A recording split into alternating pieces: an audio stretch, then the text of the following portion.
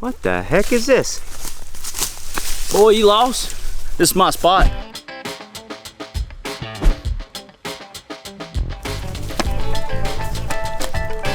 You got 3 stands right here. That's my morning set, that's my evening set. Can't you see I got my shooting lanes cut right there? I don't think you're allowed to cut shooting lanes on public land. Hey buddy, I got this whole ridge covered up here. You might as well just go on back the way you came. You got 2 trail cameras sitting on the same tree that you're up in. Hey buddy, I've been hunting here my whole life. Okay, I'll just go down here and get out of your way. Oh no, you won't. I got another set on down there. I might end up down there this evening. Matter of fact, I'm gonna go ahead and take this area off. All right, I'm going home. Go on, get. I've been hunting here my whole life. So this skit may seem a little ridiculous, but this is actually something that we have run into on public land before. Spot hog is a real thing, and it's pretty unfortunate. Those people generally ignore all the rules, will leave permanent stands on a public area when in most states, you're not supposed to leave stands for multiple years at a time. And the reason that they're doing that a lot of times is just trying to claim an area, trying to drive other hunters out. And when that's the case, that can be pretty frustrating because we're all trying to share public land. So a lot of times if you run into a person like this, they'll probably try and bully you out of the spot or get you to go somewhere else. They may even lie to you and try and get you to move on to a different spot to try and keep you out of their little zone that they got. Most of the time when we encounter this on public land, we'll just move out of the area, but in some extreme cases where safety is at risk, it might be worth calling the game warden to make sure that these people don't continue to harass other hunters. So don't be a spot hog. And don't be a jerk on public land. Go on, get. I've been hunting here my whole life. Congrats, dude. That's an awesome first buck right there. Hey, first public land buck. Can't beat it. Heck no. 2-year-old?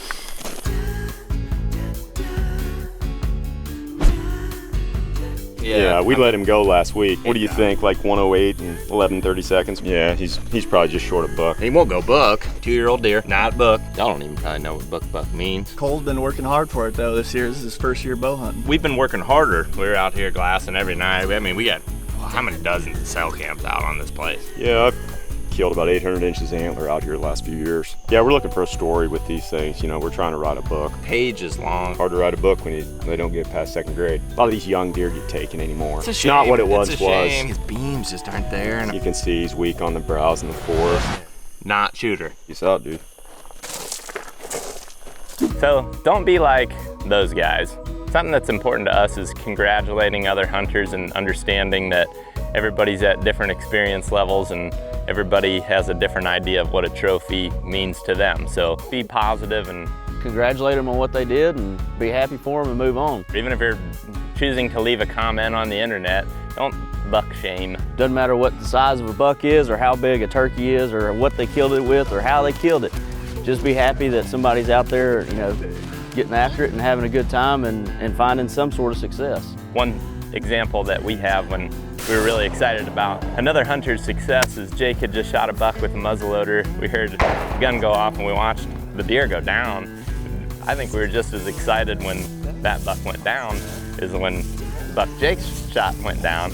We went over and talked to that hunter. He was a younger youth hunter that was out there with his dad. And they were really excited, we were really excited, and it was just a really fun experience. And I think that's much more memorable in a good way than had we come up and, you know, been more like Warden Zeke there. That doesn't just go for public land, it also goes for private land, seeing people at a check station, and social media. There's just no room for buck shaming. Don't be a jerk. What do you think, Zeke, 2-year-old? Yeah, said, mate.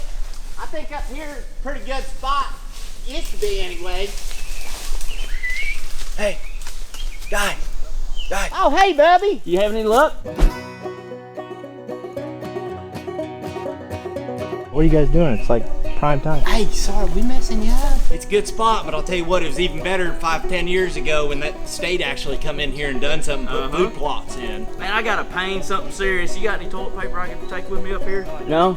I'll just have to use my sock or your sock or something. Yeah, hey, well, good luck, hang tight. We might be moving some deer around here at last light, so we'll just go ahead and go on up. Yeah, we'll go and pass you just up here. This is a real good spot. They come right through here. Be on your toes.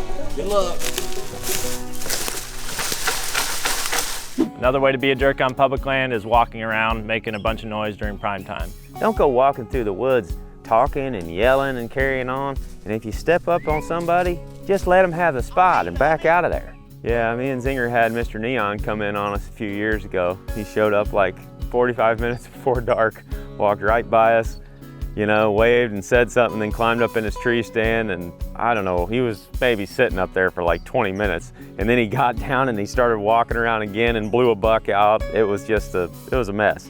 Here's another example of a situation like that. Joe and I were hunting and we've been sitting there for a couple of hours, and then all of a sudden we hear something coming, and it's a guy coming with his young kid, and we flag him down, and they're just walking right on the trail that we walked in on. And they waved to us, and they're just like, man, we're going back there. That's the only spot we got.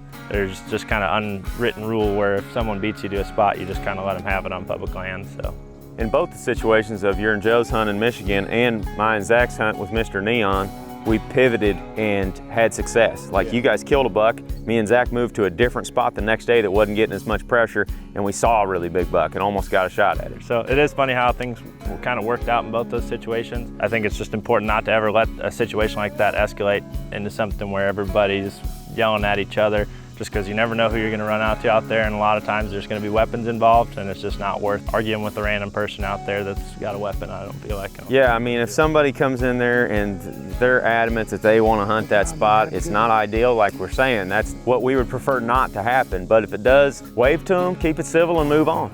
And don't be a jerk. Oh, big buck right here, dude. Big buck. Wait, hold on. That's another hunter. Oh, that's a giant. That's a buck of a lifetime.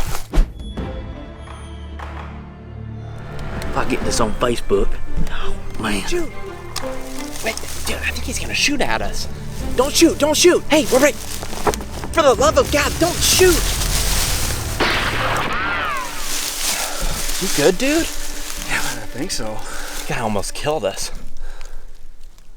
All right, this one's no joke. Don't shoot towards other hunters. You'd think most folks would know that have been through hunter safety course, but you'd be surprised what you run into. For crying out loud, don't shoot. Jiminy Christmas, don't shoot. I'm right here. He's pointing that gun right at me. Jeez.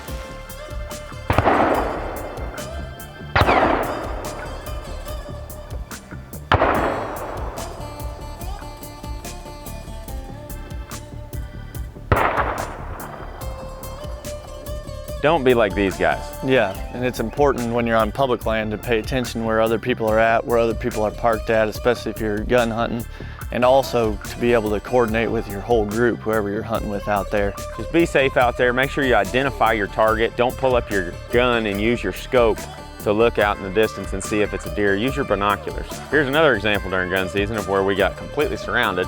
Greg and I were down in the bottom again with hunters up on the ridges around us, and all the deer are down there in the bottom where we're at in the thick stuff in the bedding area, but we're both wearing hunter orange, and I mean, I've stood on those ridges before. You can see all the way across that thing.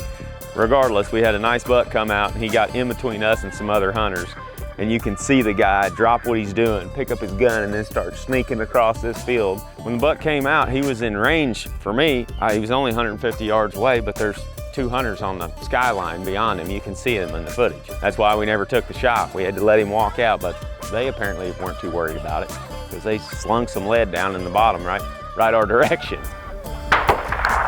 Jeez. It's just not smart. It's not safe, and it's not respectful. Don't be a jerk.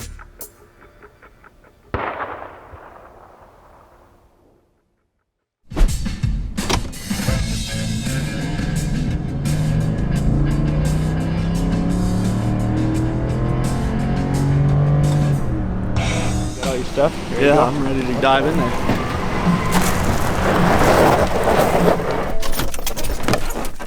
What's this guy doing?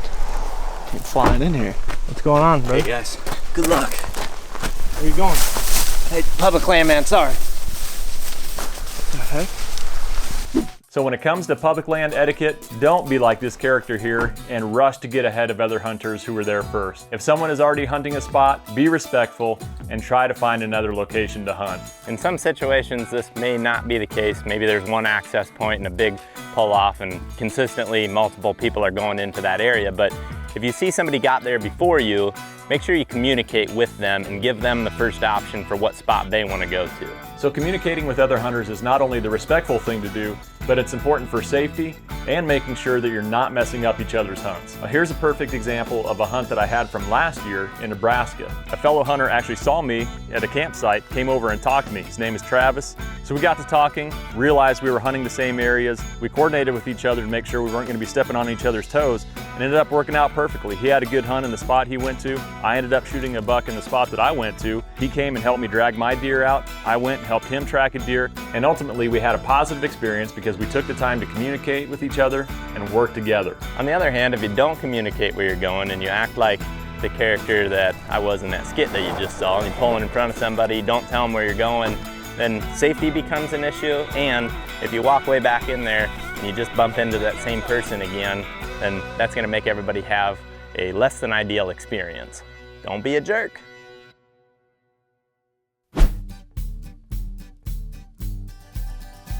Good. What the heck is this? Hey, buddy. I'm hunting here. Try again. Come on, Nick. You got to be on it. Hey, buddy. I'm hunting here. Hey, buddy. I've been hunting here since you was knee-high to a grasshopper. That was perfect. You guys ready? Yep. Oh, hey, Bubby. I had a pain back there. I had to take a dump by that tree. I don't want you to fall in it, but...